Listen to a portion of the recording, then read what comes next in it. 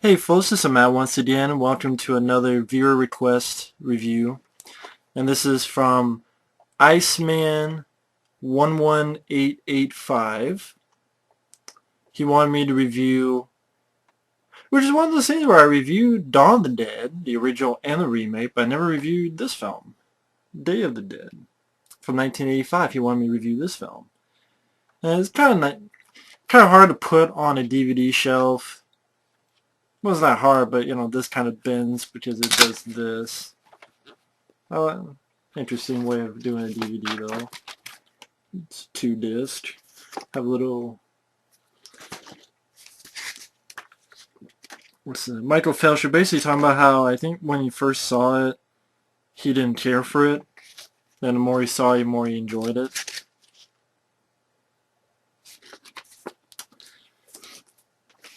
What more can I say? I mean, I know I'm pausing, I'm sort of BSing a lot, but Day of the Dead was a film that when it came out, sort of got blasted in a way because it wasn't Dawn of the Dead.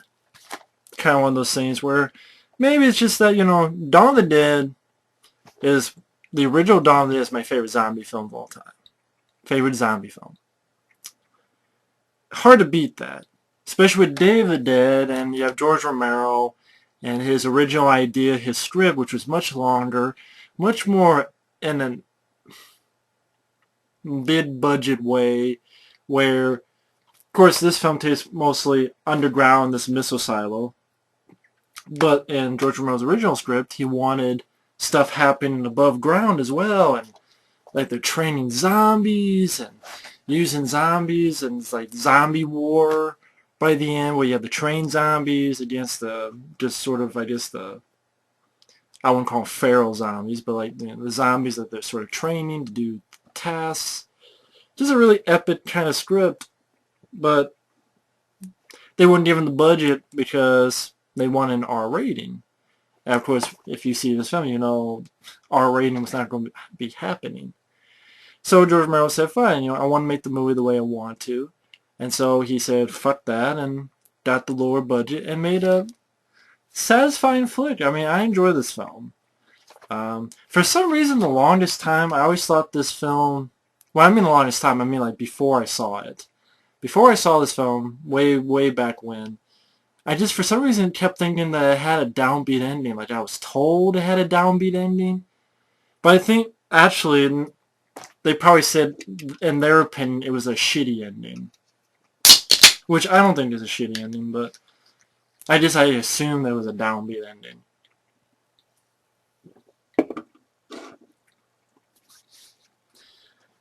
But, I mean, I always remember a lot of stuff in this film. I mean, the plot's very simple. Again, you got scientists and soldiers stuck underground in this missile silo. Once in a while, some of them go out in a helicopter trying to search for survivors, and they can't find any. And you have sort of a battle between the soldiers and the scientists. And then off to the side, you have the helicopter pilot and his buddy. And I enjoy the film. I know it seems like a half-assed review, but it's kind of hard reviewing a film that, a lot of people probably already know about. I mean, it stars Laurie Cardille, who I think did a solid job with this flick. You have Terry Alexander as the black guy, but in a lot of George Romero films, the black guy is, a strong figure in one way or another. Especially Ken Foree in the original Dawn of the Dead. I'm doing this because I haven't been sleeping well. There we go. I mean, you just have so many things. I mean, you have the great Joe Pilato as Rhodes. I'm running this Monty Farm Frankenstein. I want to know what the fuck you doing with my time. I love great bad guy to hate Rhodes. Shoot the prisoner. Bane, you're dead. You shoot her or I'll kill you. You think I'm fucking around, Steel? Awesome bad guy. One of the great bad guys. Just Joe Pilato. Just a fun, entertaining way of showing a bad guy. And I know a lot of time this film came out, some people got depressed with the flick. Some thought, well, not much happens, but yet really enough, I thought a lot of stuff happens. First off, you do have the best special effects of all of George Romero's zombie flicks. Even the new ones he does. This is the best flicks. I mean, Tom Savini, he had with, I think Gregory Nicotero was his assistant. I know he's in the film as one of the soldiers. And the effects are great. I mean, from the opening where they're looking for people, and it's actually in Florida. You actually see an alligator there. Like, hello, hello. Like, down by the Everglades. And you have the zombie with his tongue hanging out. You have the thing with the newspaper that they took for the ending of the first Resident Evil movie. They kind of stole that for the Resident Evil movie. Well, they say they homage it, so whatever. You got the scene where you have the doctor, as they nickname Frankenstein. Richard Liberty, I believe, is the actor.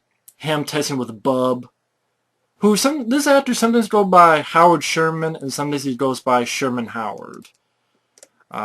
Again, he goes by one or the other. He was born Howard Lee Sherman. But for some reason here he's called Sherman Howard. But he keeps changing it for some reason. I think it's... I don't know why he does that.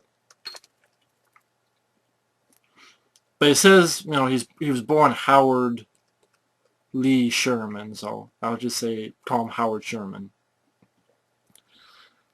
Which sounds better than Sherman Howard. I don't know. Maybe he thinks it sounds better. I don't know. But he does a great job as Bub. One of the best zombies ever. I would say the best zombie ever.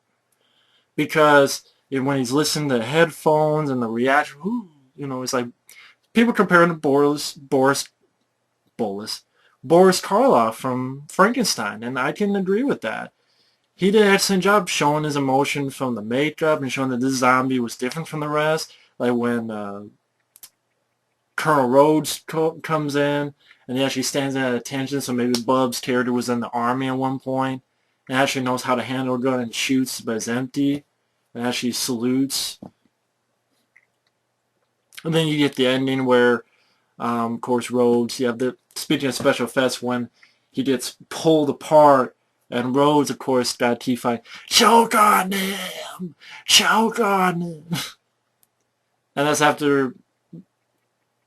So basically Rhodes had killed Frankenstein because he realized that Frankenstein, Richard Liberty's character, was using the dead soldiers, his fellow dead soldiers, for his experiment to sort of domesticate the zombie. And he didn't like that, so he shot the shit out of him, and Bub found it, and he actually is sad, and you see him in pain, and sees something there, and connects it to Rhodes, and then he chases after Rhodes, and actually shoots Rhodes right in the back.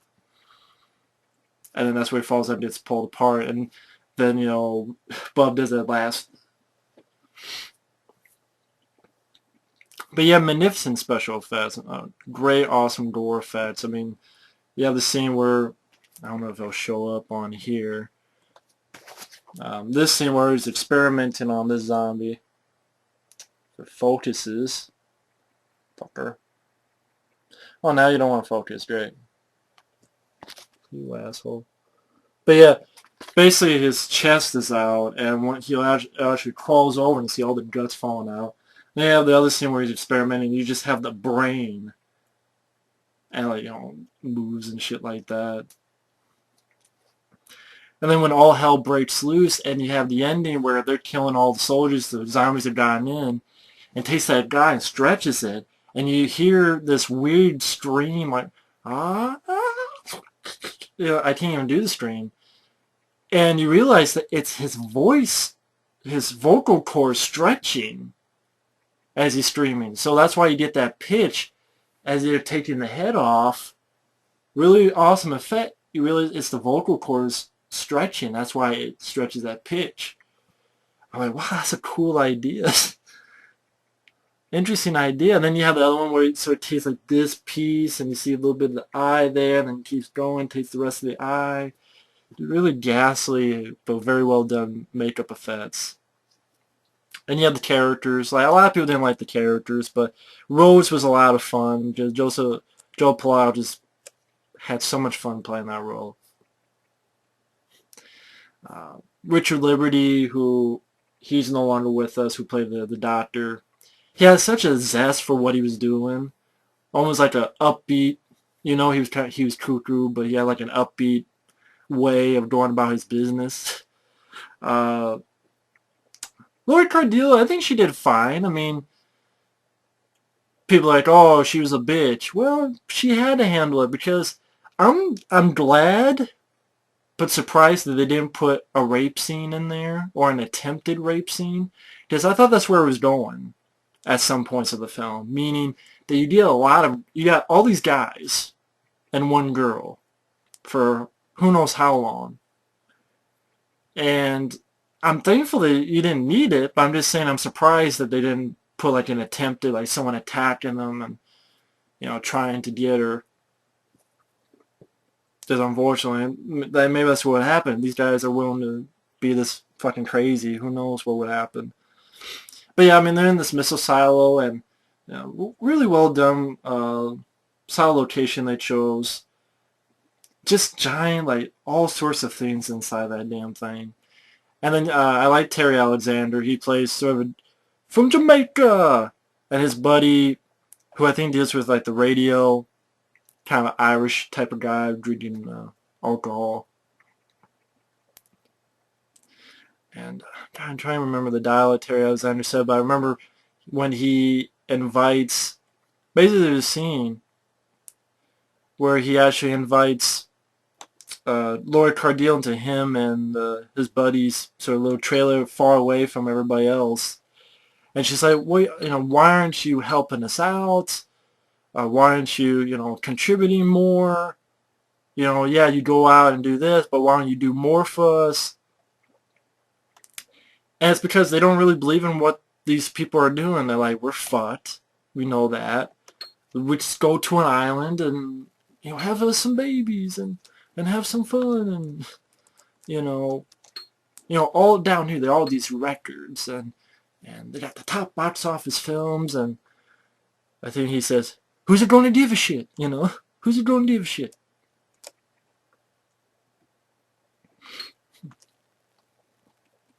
Trying to a bit of dialogue because he really plays a solid job on the dialogue. Let's see. I'm trying to find. But anyway, then you get the soldiers. They don't want to stay there anymore. They figure, hey, we're tired of helping these scientists out. We're tired of losing our men. Which on one hand, you can't really blame them for because, they're getting tired of losing their men. They're tired of, their friends getting killed, but they're going about it the wrong way. And it's one of those things they would sit down and talk about. You could maybe work a little bit better, but when you're down in one location for such a long time in the world gone mad, there's going to be a lot of tensions, and I think that was another problem. People are like, oh, there's so much cussing and fighting, but you ever been on a road trip? That's a road trip, and how much fighting goes on there? But like I said, the scene with the Terry Alexander guy, the Jamaican guy, is like, this is one giant tombstone. You want some kind of explanation on all this? We've been punished by the Creator. He visited a curse on us. Maybe he didn't want us to see us blow ourselves up. Put a big hole in the sky. Maybe he just wanted to show us he's still the boss man. Maybe he figured we didn't too big for our britches. Trying to figure his shit out. I can't do a Jamaican accent. I mean, I'm from Iowa, but I'm getting at is I think you get some really good dialogue that sort of gets pushed away by people say, oh, they're just cursing stuff. And I think there's a little bit more to it with a lot of Romero films.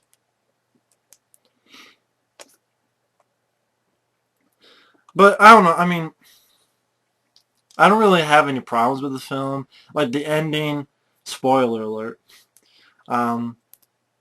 Terry Alexander and Lord Cardillo and their buddy are going through, because they get pushed into the cave where all their zombies are at.